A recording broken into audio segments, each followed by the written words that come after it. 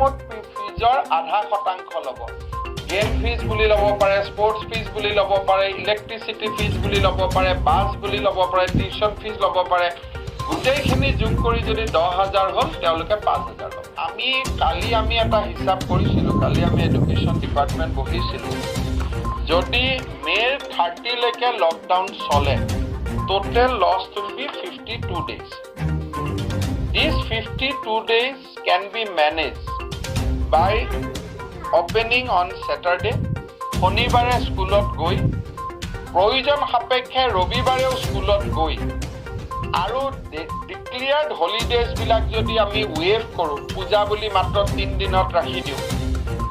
বা ঈদ বুলি এদিনত য'ত 2-4 দিন আছে আমি যদি কমাই দিওঁ